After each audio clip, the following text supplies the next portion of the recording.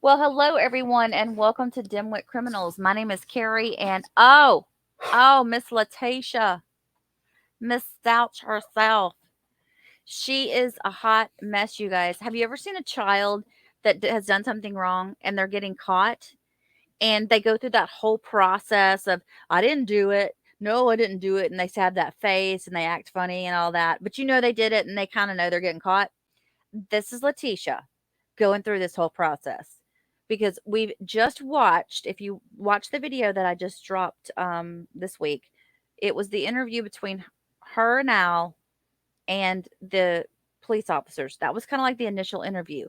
What I found out that was very interesting was that Letecia did not want them coming to their home for the interview. I don't know why. I think one of the reasons is what we learned is that that baby that baby's remains were still there in that house at the time.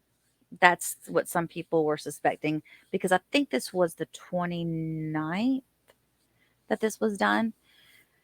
So instead of doing the interview there and instead of doing it at the police department, which I don't know why they wouldn't have done that, they did it at a local Starbucks. Probably a last minute thing. They probably called and said, "We're on our way over." And they said, "Oh, no, we'll just meet you at Starbucks." So, anybody that didn't have a red flag on her at that point started getting one right then and there. That was the first clue. So go watch that video if you get a chance. It's kind of there's not a ton of information in it. They talk a little bit about their relationships, and this is right when he first started missing. So you're going to hear Al say some things that just throwing stuff out there. Um, I don't I don't want to say he was making accusations. He was just trying to figure out what the hell was going on. So then this is where this other picks up. And this is the testimony between the officer. She's a female officer. She was the one that had most of the interaction with Letecia.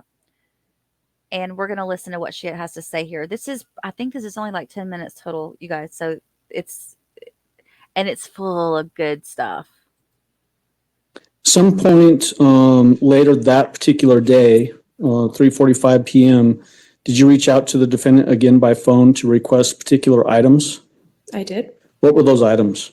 I requested that she bring a toothbrush and or hairbrush with her of Gannon's What was the purpose for that? to collect for DNA purposes to develop a DNA profile.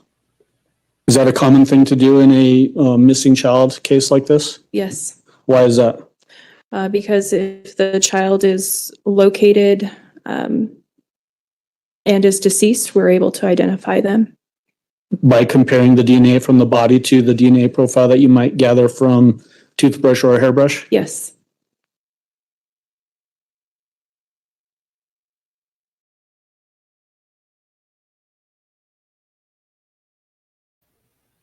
Do you guys remember when it first came out in the news? I think it was like swirling all over the internet, and I know it was on YouTube in the true crime community about how she was freaking out that they were asking for DNA, and she called Al and she's like, why do they want DNA?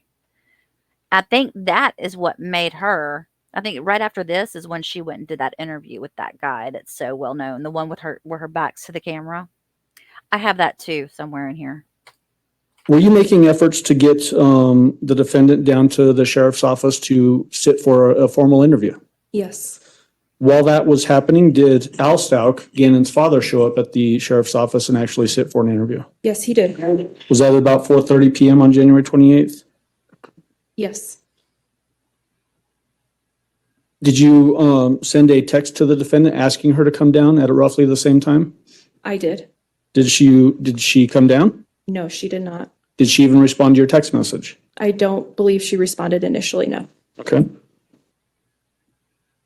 Later that evening at about 6 p.m., did you get a call from the defendant? Yes, I did. What's the, and what was the call? Was it to your cell phone? Yes. Did that refresh your memory as to this longer text message? Yes. What did the text message say to you? She was asking what I wanted from. Can I do the audio only on this?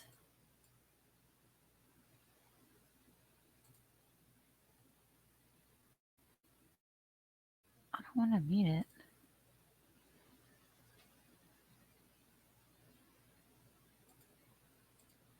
her, and she was saying that she was being set up and that she learned that information from a fellow Blue with El Paso County. Was that basically an implication that she had an inside source to the investigation to you? Yes. Was that, did that turn out to be true? No, it was not true. She just, I wonder if she's been a compulsive liar her entire life. I bet she lies about every little tiny thing. Did she also express during that text message the same sort of thing, that she was upset about her daughter being in the house with people from the sheriff's office, men from the sheriff's office? Yes. Did she relay in that particular text message the idea that she could hear what was being discussed inside the home because of cameras or something in the home? Yes. Okay, I'm not going to say the word crazy and I'm not going to say the word paranoid, but anybody who does something wrong that's not supposed to do something wrong is paranoid, right? That does not make her insane. But I do like watching her scream. Scream, squeam, squeam. Squeam, that's the word of the day. Did you respond to her? I did. What did you respond with? I asked her if she had any information to help me find Gannon. Did you also invite her to come into the sheriff's office to talk with you? Yes. Did she accept, or what happened? She declined. And then just a few minutes after that, 11:52 p.m., is this the FaceTime call that you got from the defendant? Yes. Was this a recorded FaceTime call? Yes, it was. Audio recorded? Yes.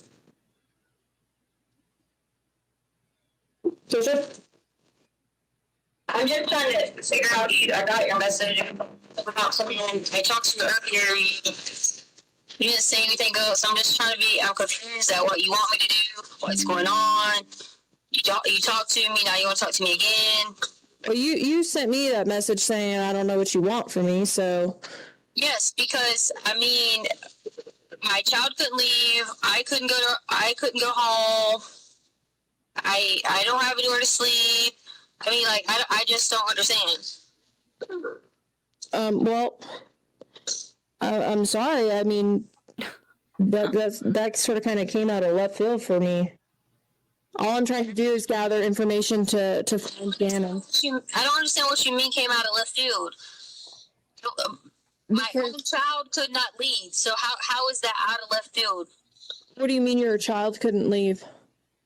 She was trying to go to Starbucks and was left there and forced to stay there with men in and out the home by herself. Okay, I don't With know what men. happened at your home.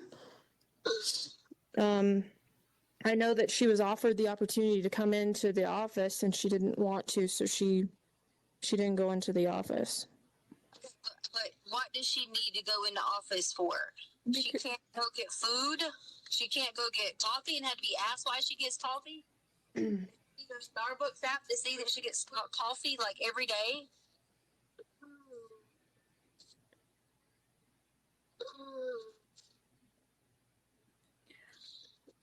By the way, she says when she gets off the stand or when after this is over with, you know that noise that you're hearing in the background? They're saying that that was her windshield wipers. Or that's what she suspected that noise was. Hello.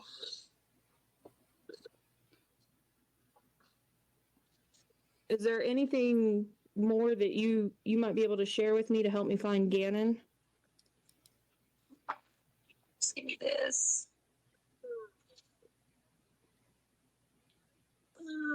Where are you now? You keep asking me this over and over and over.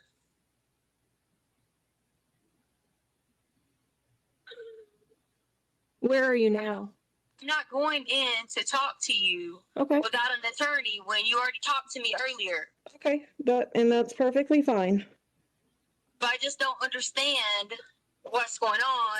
Do you have anything, any further information to give me that may help me find Gannon? Any new developments, new information? I told you this. Okay. Well then, I'm gonna go ahead and end the conversation then, because we've already spoken. Okay, so why do you keep saying because someone came and looking for me, wanting me to go talk to them. So now it's you. So I'm trying to figure out what's going on. You and I have already spoken. If you don't want to come in to speak with me at the office, that's completely fine. But why was someone? I don't know. And so what I'm saying at this point in time, Letecia, is if you don't have any other information for me to actively look through to find Gannon, there's no point in me continuing this conversation. I need to get off the phone here and start working on leads and developments. Okay. All right, thanks. I love that cop. She's like, okay, well, you said attorney, so I got to go now. I'm not going to get caught in this trap. You cannot do that to me. And then did you, basically throughout that, night, early morning hours, were you getting text messages from the defendant? Yes, I was. What was the nature of those text messages? A lot of them were about her, focused around her. I kept asking her to come in to talk to me if she had any additional information for me. And eventually, in the early morning hours of the 29th, she gave me a story that she needed to talk to me. She was asking for a friend if we released information to the media. I told her we did not. She said something that had happened to her and she couldn't tell me around Albert because he would be mad and would become violent. And I ultimately arranged an interview for her, which was supposed to start at 10 o'clock at the sheriff's office on that Wednesday. 10 o'clock a.m.? Yes. Okay.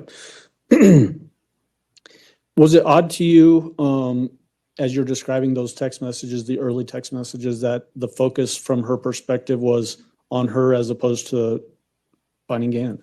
Absolutely, yes. Why was that odd? In my experience, investigating other crimes and investigating other missing children, the parents are always willing to give me whatever information they can to find their child.